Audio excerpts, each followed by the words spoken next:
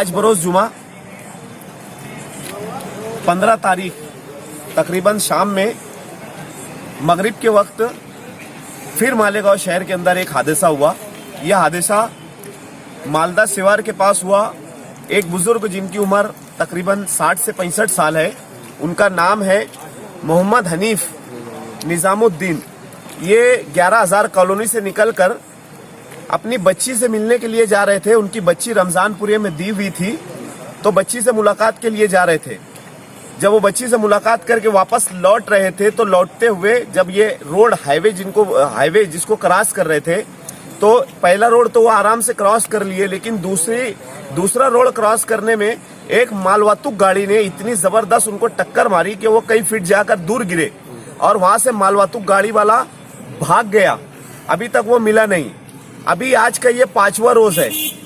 5 दिन कंप्लीट हो चुके हैं कि हम लोग यूट्यूब के ऊपर आकर बार बार आप लोगों को बयान दे रहे हैं कि हाईवे डिपार्टमेंट की इतनी बड़ी गलती है।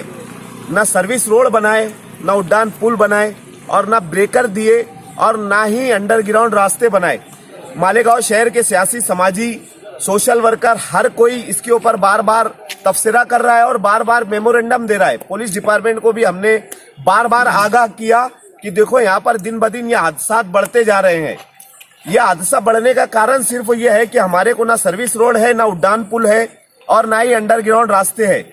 ये बुजुर्ग जिनकी उम्र 60-65 साल थी, ये आराम से रोड क्रॉस कर रहे थे, लेकिन जो फास्ट गाड़ी आई, मालगाड़ी जो भी थी, उसने इतनी जोर से इनको मारा और मारने के बाद चला गया।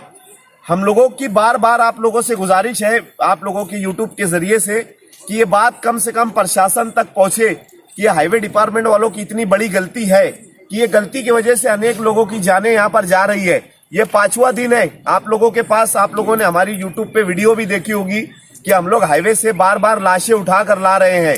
ये 5वां एक्सीडेंट है आज का कि हम लोगों को बार बार आप लोगों के सामने आकर बोलना पड़ रहा है। ये बच्चा है उनका, ये बच्चा, और उसके अलावा मुझे हमारे श्यामनामा के इफ्तिकार भाई और जावेद भाई, इन्होंने तकरीबन मगरिब के वक्त फोन किया, बोले कि ऐसी एक बड़े मियाँ को हम लोग भेज रहे हैं जिनको गाड़ी वाले ने उड़ाकर चला गया और वो बहुत ज्यादा सीरियस है।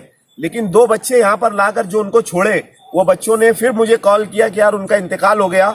हमने अभी पावरवाड़ी पुलिस स्टेशन के API निजाम साहब को कॉल किया है। वो यहाँ पर आ रहे हैं, नाजिम शेख साहब को, वो यहाँ पर आ रहे हैं। आने के बाद इनकेस पंचनामा वगैरह करने के फौरन बाद आप लोगों के ताबे में बॉडी दे दी जाएगी। और दूसरी गुजारिश ये है हमारी कि जुमा के रोज जो हाईवे के ऊपर डिवाइडर के ऊपर लोग बैठे रहते हैं, तो उन लोगों से हम ये गुजारिश करना चाहते कि पहली बात तो हमारे शहर के अंदर पोल्यूशन से सब लोग परेशान है।